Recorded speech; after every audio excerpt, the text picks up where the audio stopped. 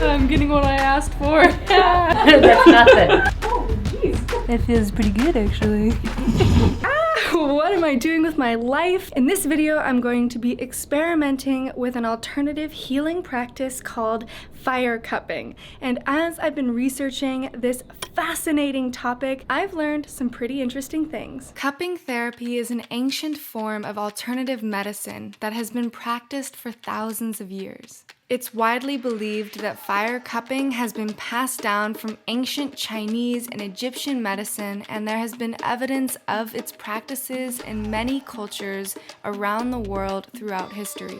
Cupping has been done using cattle horns, bamboo sections, and in more modern times, glass cups. The suction increases blood flow, and it's used to treat a wide variety of problems from back pain and arthritis to stress, indigestion, and even the common cold. In recent times, this ancient way of healing has gained popularity among athletes and celebrities who use cupping to recover quickly from intense training and other stresses on the body. I'm so excited to try fire cupping, but before we begin, I want to make sure my muscles are relaxed and stretched out. So I'm going to unwind by practicing another one of my favorite ancient traditions, yoga. And in some other good news, our friends from Skillshare are back to sponsor this video and help you learn new skills for free. So let's get started.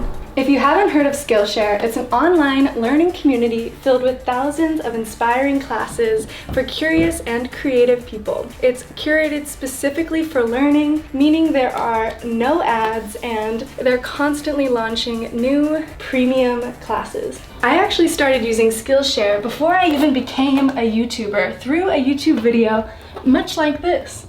And I continue to use it to this day. Unlimited access to thousands of inspiring classes on video editing, marketing, writing, music, and more, Skillshare gives you the opportunity to take the next step in your creative journey through deepening your existing passions and exploring new creative skills. One project that is currently taking up so much of my time is writing my book about becoming the youngest person to travel to every country by 21 years old and shattering a Guinness World Record in the process. Since I've never done any serious writing before, I needed to learn how to best tell all the stories and lessons I learned from my travels.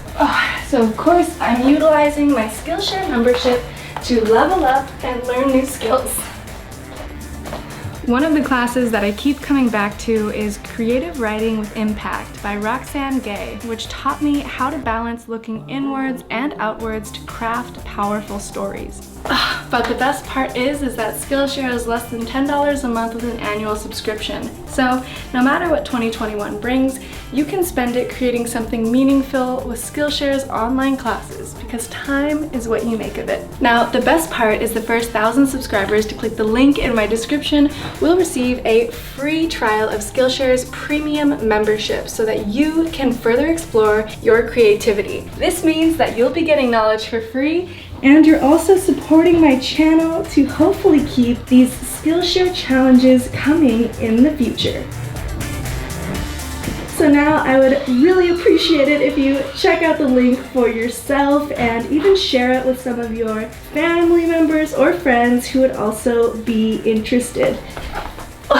I'm feeling like my muscles are pretty stretched out now, and I'm so ready to go try fire cupping. We are about to arrive at the clinic for pain and anxiety here in Beverly Hills, and I'm really excited but also getting a little bit nervous since never done this before. I don't really know what to expect, but we're gonna be here quite soon, so it's happening. All right, we're here now.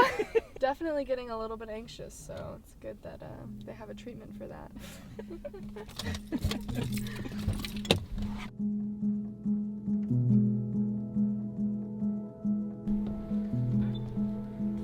Hi, how are you?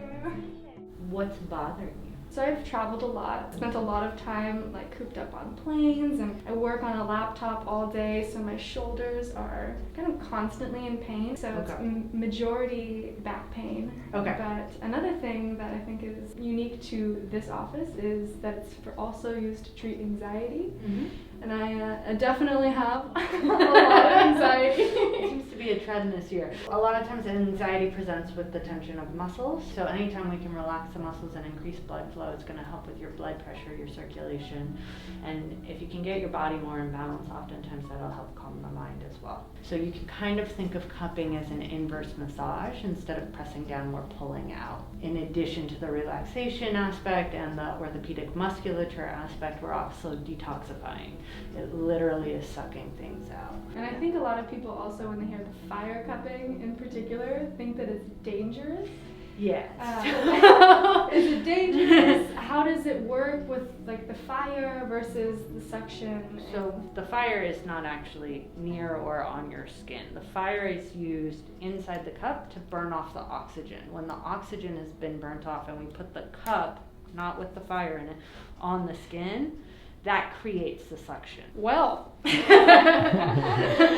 glad to know that there's not going to be fire on my body per se, but I'm excited to get this treatment done for the first time. So let's get started. Let's do it. So we're going to start with a little oil. It's just to lubricate the skin so the cups don't pinch. And so it feels a little bit more comfortable. Ooh. And that's your first cup. Fire cup. Ah, that's not too bad.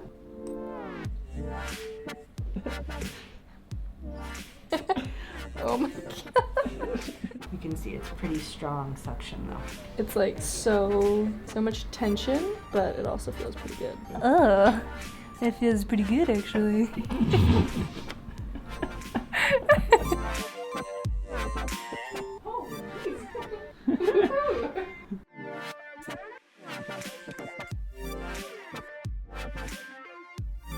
It's crazy that they continue to feel like so tense. How long do you usually leave them on? So what we'll do is we will leave these on for about 10 minutes and then we'll move them around a bit and do what's called running cupping. So we'll move them along the length of the muscle and get the muscle it'll help to break up some of the scar tissue and loosen up the fascia. It looks a lot more intense and painful than it actually is.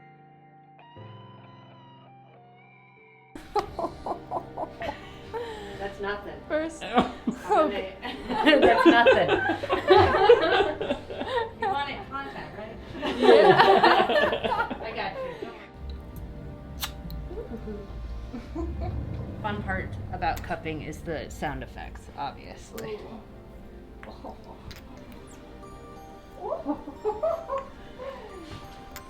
kind of tickles. Oh, it hurts a little.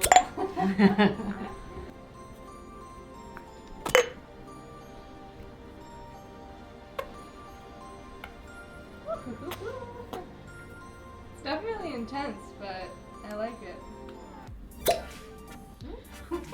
It's just satisfying.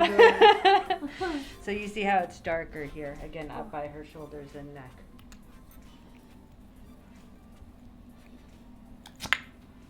That felt so good. Whoa. It's like a super intense like massage. Yeah. What's up? You are all set, my dear. That felt really amazing. Wow. I definitely feel less anxious than I was when I got here.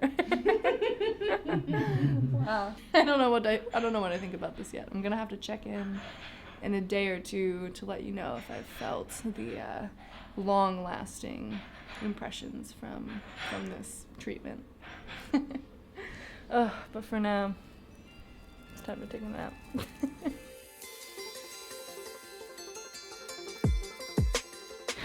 It has now been 48 hours or so since I had my first ever cupping experience, and overall I'm very impressed with the way that I've been feeling. My spine has been feeling almost a bit more in alignment, similar to how I feel after I get a chiropractic adjustment. The marks on my back are no longer raised, and they've actually been fading so much more quickly than I was anticipating. They're basically gone already. They will be gone in another day. I always go into new experience with a healthy balance of skepticism and open-mindedness, and overall I do recommend fire cupping. I think the way that my cupping practitioner described the practice as a pulling of your muscles to increase blood flow rather than a pressing down as typical massages do to your muscles is where the magic is with this technique. I do recommend it. It isn't a life-changing thing. Whenever you get a